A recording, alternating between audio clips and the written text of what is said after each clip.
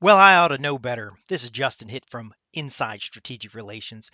The best time to update your contact manager, your contact list, your CRM is yesterday, not today when you need something, but years of interactions and contacts documented in one place gives you the opportunity that when you need business or that you're cultivating business, you're able to get it immediately. Now, here's what I'm talking about. There are 5 things you need to do with your contact manager so that it doesn't end up with a bunch of contacts that have no value. Now, I know I'm saying contact manager and you're thinking LinkedIn, you're thinking social media, you're thinking every No, I'm talking about the old CRM system. Back in the day I was using Goldmine or Act. Today I'm using HubSpot, but there's a lot of platforms that are available out there. It's the Rolodex in your phone. It is the individuals, 100 to about 1,000 individuals who are in your closest circle of contact that if you need something or they need something, you can be in contact immediately. So the first thing you're going to do is make sure that you're in regular contact with key people in your network. Now, I will admit, I do not do a good job at this. Many of the people that follow up on me regularly, they do check-ins to see how I've been doing, what kind of deals are coming up, what kind of opportunities are happening. They know that I don't usually reciprocate. I very much look forward to their calls, and I'll tell you how the call goes. So I have a good friend out of Virginia Beach. He'll call me every so often when he's stuck in traffic or he's between meetings or he's just simply doing his rounds, and he'll say, "Justin, how have you been?" That's really how easy it is. You don't need a fancy script. You don't need anything to talk about. It's just, "Hey, how have you been?" And if it's a good time to talk, you have a small casual conversation. There's no real objective here other than to, "How's everything been going? Anything I can do for you? Hey, here's some exciting stuff that's going on this side. How's the kids? How's the family?" All that. Very simple conversation. Now, again, I don't do this as well as I could, but these individuals that do, and there's a handful, about 5 or 10 of them, they are number one in my book. If they were to ever call me up and say, "Justin, I need $1,000. I'm not going to tell you what I need it for, but I need it right now," I would get them that money. Now, don't tell them that, but money isn't anything compared to the value of a relationship. So the first thing you do is to regularly contact individuals. Now, I used to set up a filter that would show me everybody on my what we call the Dream 100 list or the Inner Circle list. Everybody on that list that I had not contacted in the last 15 days, and then I'd send them a short email, make a telephone call, send them a letter in the mail, send them a thank you card, make sure they got a holiday card. All those items. Now, I go into a lot of detail in a program I call the birthday card campaign, and then there's thank you notes for salespeople. So I won't go into that a lot detail here. Let's get to tip number 2. Number 2 is you want to make sure you know the current name, address, phone number, email address, and situation, and we'll explain that here in a second, situation of every customer you've had in the last couple of years. Now, these are the people who saw fit to do business with you. It could be a previous employer, could be a hiring manager, it could be a decision maker on a project that you worked on. These people saw fit to hire you. Don't invite them to your LinkedIn profile. Take the time to create what I call an inner circle list. These are the individuals that you've worked with. Now, it could be one of my clients called it a close relationships list. Another client called it close acquaintances. The key is that these individuals, they know your work. They need to now know your worth. Listen carefully. You've worked with them in the past. They're peers, they're hiring managers, they're recruiters, they're decision makers, and they don't know enough about you to come seek you out for that next opportunity. And so what we're going to do with that list is we're going to use what's called a prospect newsletter. By the way, these are past customers, and we're just going to keep that touch point going. Now, the great thing about a prospect newsletter is that you can write it once and send it to many people. But don't get carried away. This is not something you're going to send to thousands of people. You're going to send it to the 100 or 200 people that are close contact in relationships. Now, you might be saying, "Well, Justin, I don't get these kinds of things from the people around me." Well, that tells me more about your social circle than it does anything else, because if you don't have people calling on you that are not related or calling on you when they got a problem or challenge, they don't know enough about the value you deliver. Now, number 3, Harvey Mackay had a book called Don't dig your well when you're thirsty. And it was really about the 2 points I just gave you earlier, plus being of value to people. So, about 20% of your workday, if you're not serving others slightly outside of your workspace, then you're missing out on a massive opportunity. Now, I'm going to tell you, it is not always easy to do. So, I've been in work environments where I'll do my regular job and I do it efficiently. I do it effectively, but I have maybe 20% of my day where I'm improving my network, my relationship with my supervisor, my relationship with my coworkers. And now I'm not doing it by yammering and talking to the water cooler chat. I'm sincerely doing some of their work in many cases. But ultimately, I am working beyond what I'm paid for. See, if you work only the job you're paid to do, then how can you justify getting paid anymore? Now, here's the problem is if you're doing more than you're supposed to do and you're not getting your regular work done, that is a major issue. And you also run into supervisors that get a little jealous, or a little frustrated, because I will get into an environment and I will tend to be the only junior person on a meeting. What does that mean? That means that I'm on a meeting with directors, vice presidents, senior executives, and I'm the only person that doesn't have that title. Now, why is that happening? Well, when I get a phone call from somebody and they say, Justin, I was told to contact you about such and such a question, I say, how can I help you? Now, it doesn't cost me more than 5 or 10 minutes to answer their question with the best of my ability or to connect them with the right person who can answer that question, but I will be available to them. Now, I've had on my written evaluations that Justin doesn't stay in his lane. Now, that's not the exact wording, but that they used much better wording. But ultimately, I don't even know if it's better wording. If I work for a company and a senior level executive calls me and asks me to look into something, I'm not going to go ask permission to do it, especially if it only takes 5 or 10 minutes, because that senior level executive trumps my manager, trumps their manager, and trumps somebody above. Let me tell you a little story about a workplace that I worked in. I'm not going to use any names, but my job, as the hiring manager knows it, was to do IT services. I was supporting make files and systems integration and such and such. But the senior vice president who referred me for the position, he wanted me to make sure that they won this $25 million contract that was up for renewal and to figure out why the customer was upset with the people that were assigned to this job. So I had the job that the company gave me, that vice president, and I had the job I was hired for. Okay, now I could have complained, I'm doing two jobs, I'm working extra hours, and I'm not getting. No, I was getting compensated, and I knew my compensation would come at the end of this as well. So I found out that the project manager had poor communications and that they were doing some things that were borderline illegal when it had to do with how to handle individuals. We found some structural problems like the business process wasn't very organized. We optimized that. We found that their testing cycles were having problems.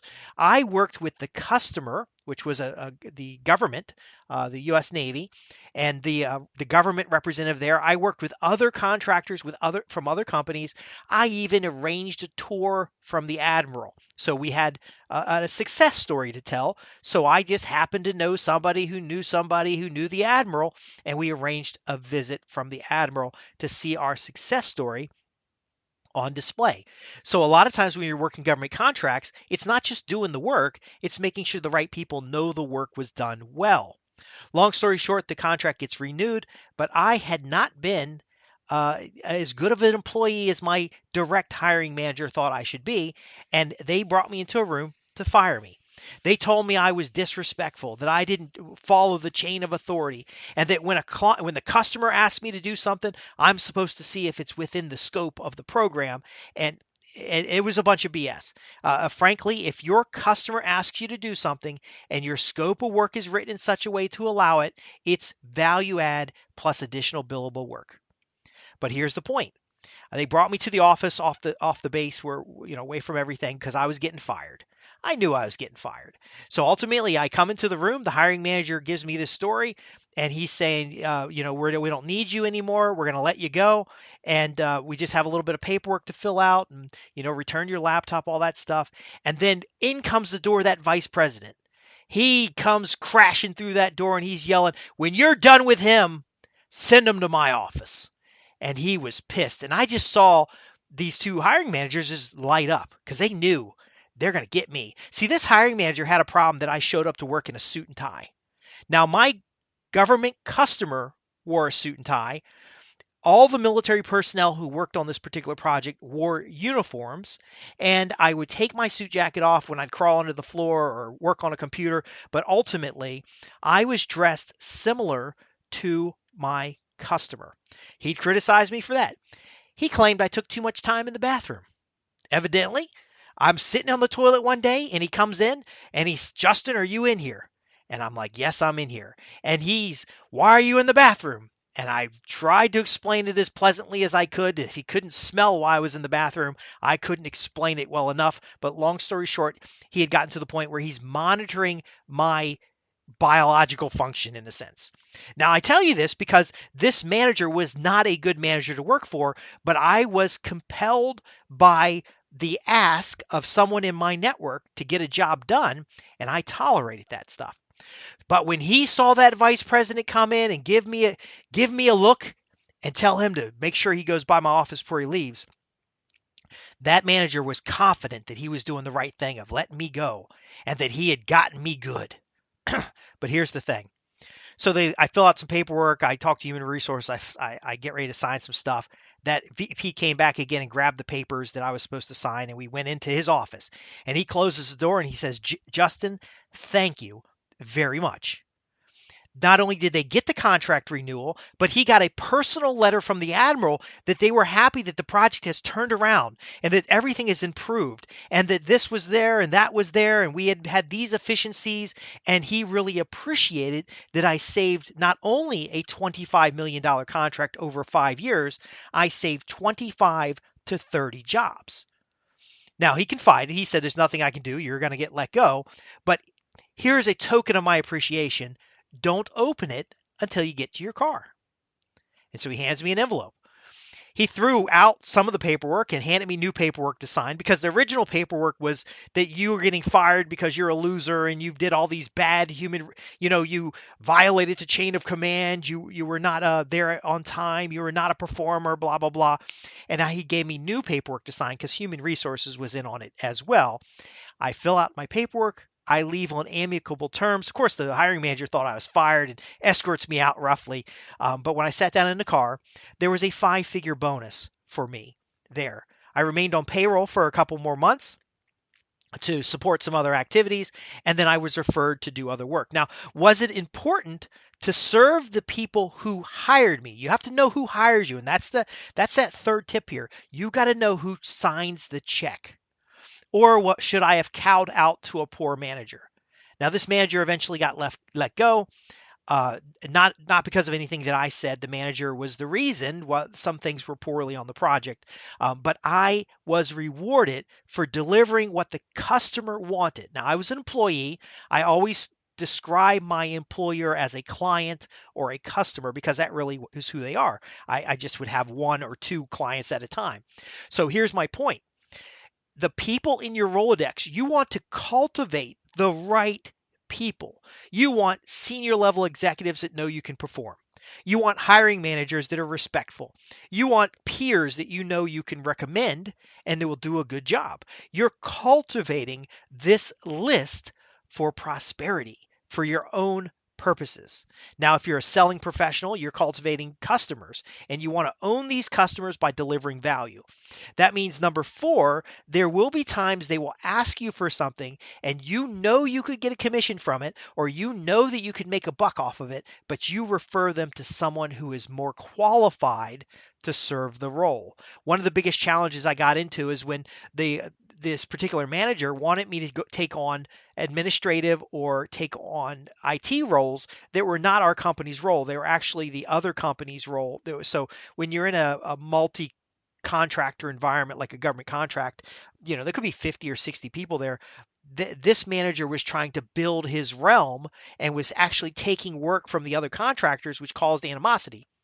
You need to know what your role is, be willing to take on additional work, but do so in such a way that if it's not your work to do, you make sure the right people get it. Now, from my perspective, by not undercutting my neighbor per se and referring that work to the right people on the other team, I had to know who those right people were. I had to be able to properly understand the work and then ultimately follow up on that work. And this is going to be there's going to be a fifth one here that's very powerful. Stay tuned to the end and I'll give that to you. But I had to be able to follow up on the work to make sure it got done well. Now my manager again was not happy because I was sending work. What the way his mindset was is that I was sending work away, but I was making sure that the contractual guidelines were maintained and that we weren't doing work and then doing a change request or some kind of value, extra dollar uh, work rather than value added work. This is very important. And I know it's going to be frustrating. There will be times where you're the bad guy, but ultimately we are maintaining a list of people that can hire us so that if we have a little problem, we can go out and get another job. Last thing, and I want to give you a little story first. So the biggest point, and I think the failure on my part a lot of times is that, and I'll tell you, I've got 4,583 contacts in my Rolodex. The biggest challenge that I have, especially with the newsletters, is that I can end up with more contacts than I can effectively manage. And I will sometimes try to serve the whole list. You really need to focus, and maybe this is a bonus point. You really need to focus on that Dream 100. The Dream 100 is the new business. You need to focus on the inner circle. Those are your peers, the people you know you can turn to if you need something or that you trust their advice. And then also that list of just that arms reach, past customers, peers you've worked with, that relationship maintenance. When you're at 4,000 contacts or something, you're really in the business of marketing. And then the majority of your list at 4,000 or so is going to be broadcast marketing. It's going to be reaching out marketing. It's all the stuff that everybody else thinks matters. But you only need 100 paying customers. If you're a consultant, 100 paying customers is $1 million a year business. If you're an employee and you're looking for a new opportunity, 100 recruiters or 100 peers that know what value you can deliver is that new job. You'll never go a day in your life without a job if you have that type of network. And so, one thing that I need to improve is making sure that I have a small, high quality list than a large bulk list. So a lot of you folks that are going on LinkedIn and you're following 50,000 people and you're trying to get the numbers up, that has no value. In fact, today I write content specifically for people on my list. Somebody will email me about the podcast, they'll ask a question, and I'll write an article just for them. And then that article will make it out into the larger ecosystem of the public. But most of the time it doesn't because I'm focusing on the individuals I know rather than the individuals outside. So this last piece of advice is extremely powerful. Don't wait to the last minute. I want you, while you're working your full time job, while you're doing the thing for today, not only to cultivate these relationships, not only to reach out to new individuals who you can serve or who can be valuable to the customers you serve. So there's that social network being produced outside of these ecosystems. You'll never have to worry about getting shadow banned or knocked off a platform because you'll have direct contact with these individuals. But I want you to figure out a way to value add. My value add for my network is the newsletters that I do. Okay, so it's part networking, it's part consulting business, it's part publishing business. It is really a service to my peers. So there have been times where I've been employed by an organization and a peer had asked me a question and I spent an hour on the phone with them and answered their question and trained and made sure they really understood it. But while I'm on the phone with them, I'm writing an outline of the conversation. And then afterwards, I turned that into a podcast, or afterwards, I turned it into a special report, or I turned it into a couple articles. But I would always send that to the person about a week later, and I'd say, "Hey, I had a wonderful conversation with you, and I'm glad I was able to help. I made sure I was able to help them. That it was a useful conversation." And then I said, "Well, you know what? I was thinking about our conversation, and I put together this podcast." And I sent them a link to the podcast. "Hey, I was thinking about our conversation, and I did an article on LinkedIn. I'd like to get your feedback." Now, I don't say, hey, here's additional information because you're probably a dummy and you don't know what you're talking about. No, these are peer to peer relationships. These are people asking me questions. I sincerely try to help them. I don't think there's any competition to worry about because, again, I'm writing an outline of what we discussed and then I'm creating some kind of artifact and delivering it to them. Now, I might deliver it to them this week, but next week I delivered it to 2 or 3 thousand people on my mailing list who also may have that question, which could come up, somebody raising their hand saying they want to hire me for something.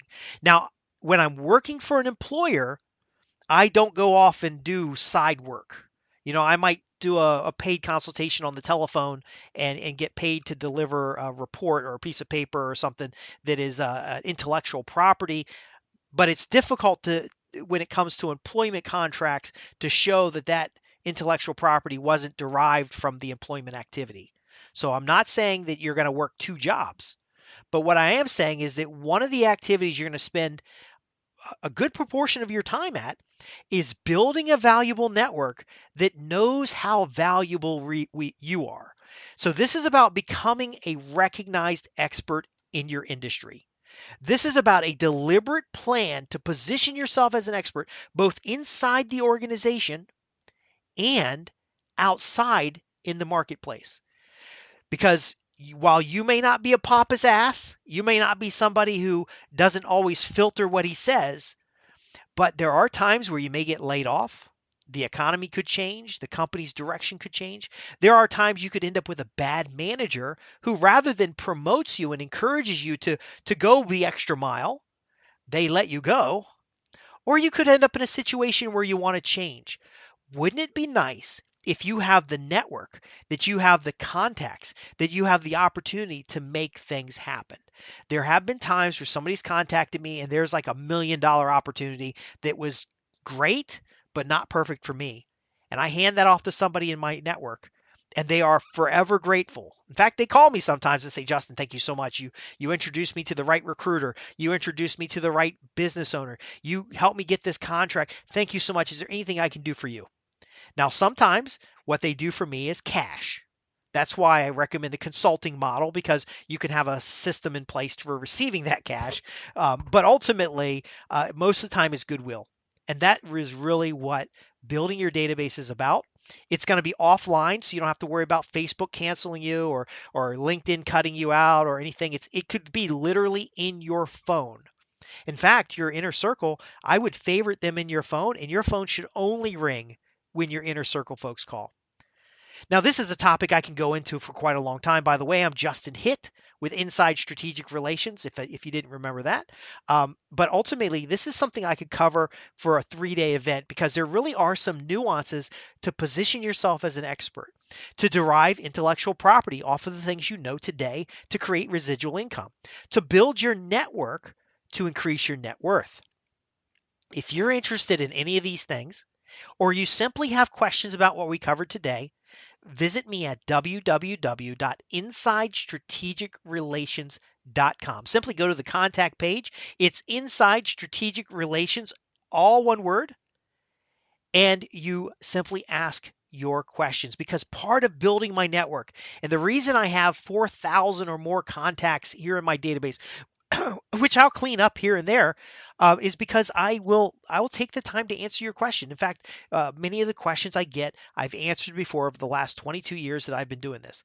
Now, I will let you know that what I just share with you doesn't always seem to work out for you. There will be short-term drawbacks like jealousy, frustration about other people, times where you're working 80 hours because the work gets backed up, or a fantastic opportunity shows up and you didn't realize how much time it was going to take. But I understand the people on this newsletter are true to their word. They're building relationships, they're producing in the marketplace, and they're seeking to produce value. So the 5 key points that I shared here is going to help you keep your database clean. It's going to help you stay in touch, and it's going to help you to be a rainmaker, to be somebody who is an expert in your market that people turn to get things solved and done, and it's going to make your life wonderful over time. So yes, there'll be setbacks, frustrations, layoffs, firings even. but your world is going to stay straight because you're building it on a foundation of community. You're building it on a foundation of mutual value. Again, this is an exciting topic. I've written a number of reports about it. Be sure to write in with your questions.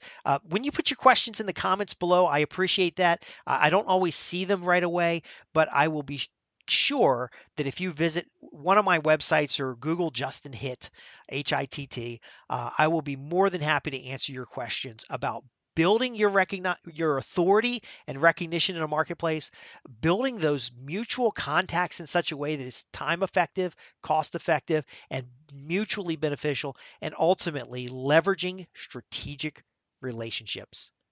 I'll see you in the next podcast. Thanks for listening. Again, I'm Justin Hitt with Inside Strategic Relations.